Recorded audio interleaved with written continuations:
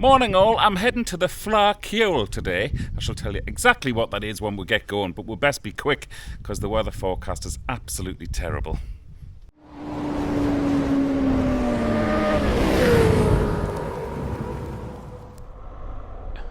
Hi everyone, welcome on board. Now you will be definitely forgiven for thinking, was he speaking English in that little intro?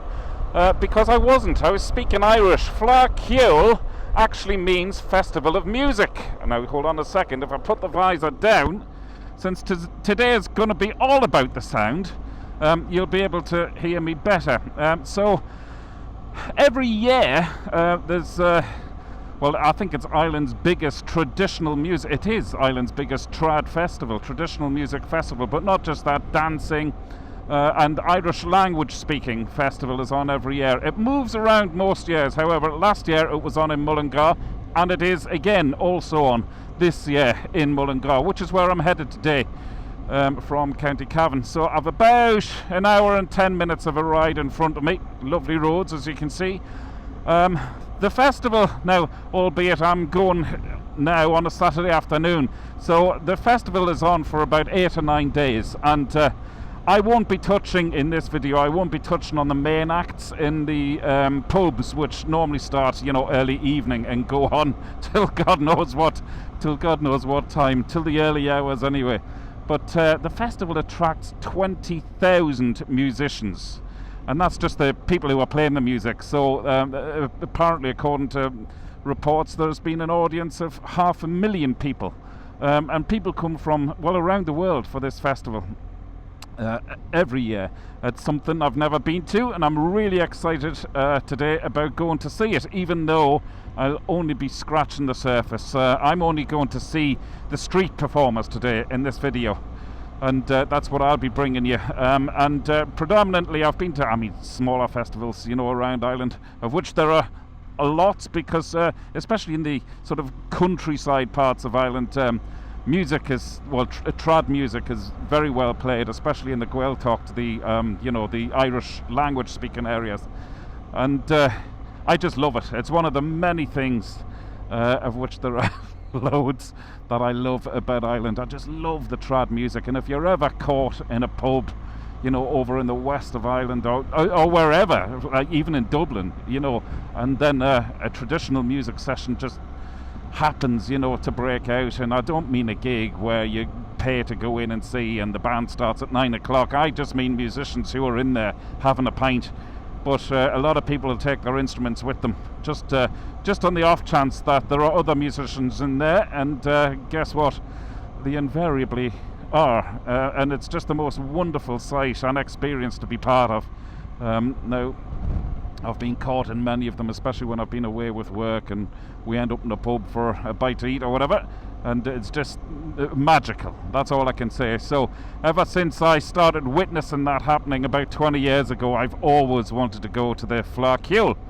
So I'm delighted to be heading over there today, and I'm also delighted to be bringing you, well, hopefully, because I don't know what to expect, but hopefully I'll be bringing you just a flavour of it. Like I say, next year it's in Wexford town next year, and if I like what I see this afternoon, I really want to make the effort and go for a few days next year and experience the evening sessions with the bigger bands playing and whatever else. But there's something, because I have children myself, you know, and I've encouraged them, you know, for years to play music. And in fairness, they've all tried it, and a few of them have it, which I'm delighted about. And there's something magical about watching younger people learning to play musical instruments. And invariably, during the daytime, obviously like this afternoon, that's what I suspect we're going to see. A lot of the younger people on the streets, obviously the pub scene, they're not old enough for that sort of crack. So I hope we see a lot of younger players on the street this afternoon. Now, just to talk about motorbikes for a little bit. I'm back on the BMW, my favourite, of course it is, and I'm never backwards and coming forwards when I always talk about this being my favourite bike. I'm bringing this for a couple of reasons. The weather forecast is absolutely bloody awful, And obviously it's not at the moment, but here in Ireland this could all change within 15 minutes, okay? And this bike just keeps me the driest I've ever been on any bike when I'm caught out in the rain. Because of the design of the windshield, it throws the rain around me, and then the big boxer engine in front of your legs as well. The heat of that sort of keeps your legs warm, and it does a good job in keeping your legs dry as well, because I think the rain must catch on the boxer engine. A lot of crap on the road there off the farmers, so just be very careful of that. The other thing I'm bringing the BMW with me today for, and apart from the fact that it's luxurious in its comfort levels, is that because there's, like I say, going to be probably thousands of people, and over the course of the week, I think I might have already told you that, they're expecting 500,000 people. Bike crime, bike theft, unfortunately, is on the rise massively here in Ireland. All of our premiums are going up as a result of it, and it's just frightening when you see these videos posted on Facebook and TikTok and Instagram and whatever else of people stealing bikes, and just how quick and easy it is when you see them doing it. I'm probably overthinking this, but mind over matter. I'm thinking it would take them longer to steal this bike because it's bigger, it's heavier, it's also immobilized with an alarm on, so I would hope when anybody touches this bike, the alarm will go off, as I occasionally do when it's parked up in my garage, much to the annoyance of the horses. But I'm hoping it'll be a deterrent, so that's why if I'm parking a bike up for an afternoon or whatever it's going to be anywhere in a public place, I'll always bring this over any of the others. So that's my reasoning behind it. Now here we go. This is the whilst these roads in this countryside is absolutely stunning, as you can see, part and parcel of that is to avail of this countryside, we have a lot of farmers who consequently drive a lot of tractors, and they work the countryside, of course, so I can't really complain and do a fantastic job. So I'll just wait, I think, before I get in front of this tractor. I'll probably cut the camera, because otherwise you'll just be looking at two vans in front of me. You can't even see the tractor. Right, I'll get ahead of this guy first, and then I'll fill you in a little bit more. Oh, he's going for it. Oh, I might not need to cut the camera. Just let those vans get ahead of me a little bit. So, yeah, other than that, another thing I love seeing, as well as the young Irish musicians, is the dancers. I love the Irish dance, and you know, if you hark back to, was it 1994, Riverdance? I mean, it took the world by storm, and I remember when I used to live in the north of England then, and we saw Riverdance. I just thought it was the most magical, spectacular thing. You know, I've always been a bit of a musician, as most of you'll know again, who followed me. So I've, well, anything to do with sort of dance and song, I'm sort of interested by. So hopefully there'll be a few Irish dancers here as well. And I know a few words of Irish, because I occasionally film Irish language programs, which was novel for an Englishman moving to Ireland 20 years ago. One of my first ever gigs was to work on an Irish language program, and left it right up until the last minute. And I said to the producer, the series producer of the program, whose name was Sarah, I said, Sarah, I've probably left this a little bit too late to tell you, but I don't have a word of Irish. She said, don't worry, dear. She says, when you're filming the interviewees, she said, if they cry, zoom in. So that was my training with the Irish language. I'm eternally grateful to her. So no, I have learnt a few Irish phrases.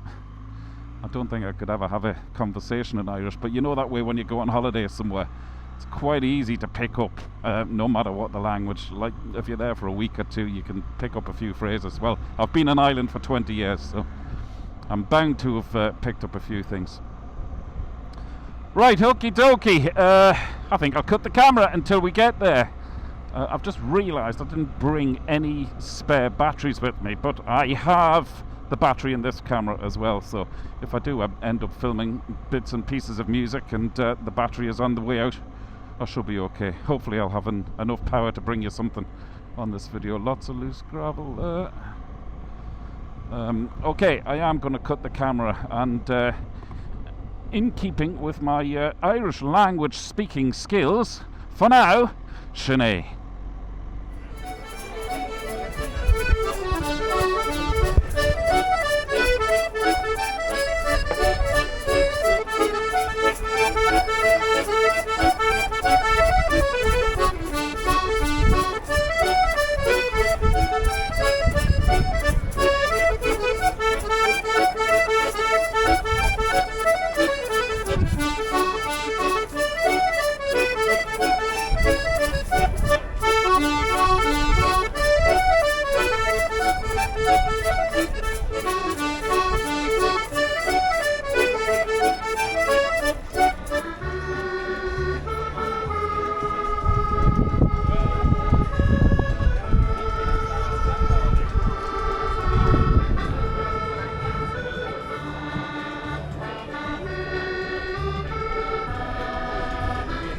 The atmosphere is electric here, and the pubs haven't even started yet.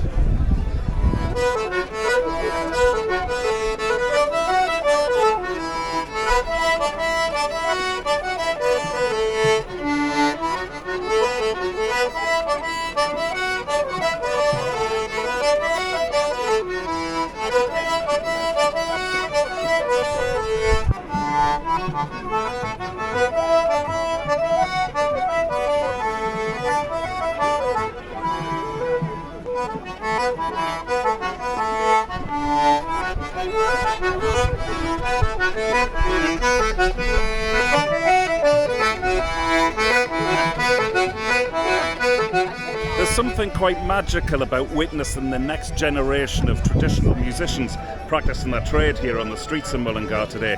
Now, for some of the kids that are filmed playing music today, some as young as 10 years old, it's very much their first gig. However, for others, they've been gigging for years.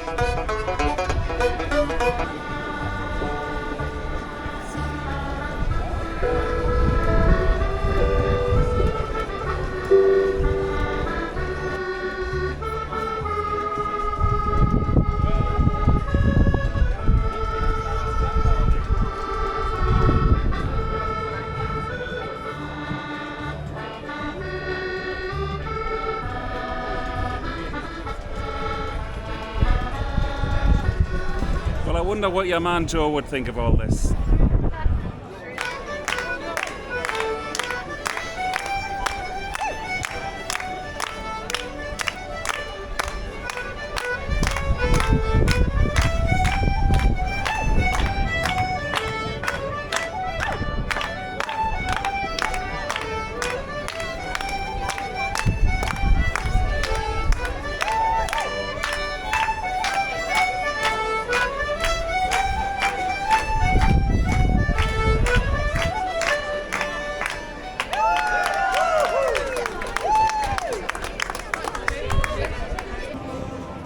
There won't be time to share our love, for we must say goodbye.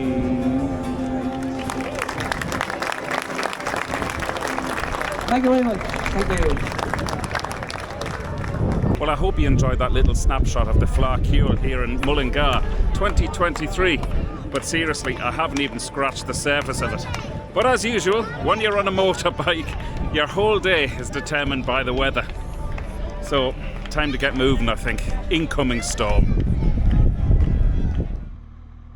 Well, I hope you enjoyed that, folks. Like I say, I didn't even scratch the surface, but it was a great little bit of colour and a great insight, and hopefully your imagination can just visualise what must happen at a night time at a festival like that. I loved that, I really did, and as I said, it's just something magical about seeing the young kids on the street playing music. It's just brilliant. I remember when I was 8 years old, I learned how to play violin, but by the time I was 12 years old, I started getting very interested in the girls, and I thought to give me a better chance of attracting a girl, I needed to learn the guitar. The fiddle just wasn't cutting it. So I started playing guitar when I was 12, and then thought, right, I need to progress because even the guitar wasn't cutting it. So by the time I was 13, I was playing electric guitar. And that did work because then by the age of 14 I was playing in nightclubs, and all my girlfriends at school just thought this was the coolest thing ever, that I was only 14 years old and I was playing in nightclubs, and I used to try and get them in, sneak them in the back door there to come and watch the band. It was just brilliant crack. So there's an awful lot to be said for starting to play an instrument at a young age, not just to attract a girlfriend or a boyfriend, let me tell you, but it's just a wonderful skill to have, and as you can see there on the streets, I mean, it's magical. I just love that. So I'm on my way back, as you can see, down the sort of, is it fair to call them even a B road? They're more like a C road, the back lanes, because I'm avoiding the traffic. There's diversions all the way coming back out of Mullingar town now, because everybody's coming into the town for the big session tonight. So I'm taking a few of the back roads here. God knows how long it's going to take me to get home, and I think I'm heading the right way. Okay, I shall leave it there. Thanks once again for tuning in, folks. Dave Perry, really good TV, and so I'll see you this time next week. And look at that. There's the rain clouds coming in again, as was forecast. So perfect timing. If I can just get home before that breaks, I'll be laughing. All right, I'm out of here because I've taken a dead end or the wrong turn somewhere. All right, I'm definitely not getting home this way. Right, I can't multitask, as you know, so I shall switch the cameras off and try and get myself home somehow tonight. Okay, Slán.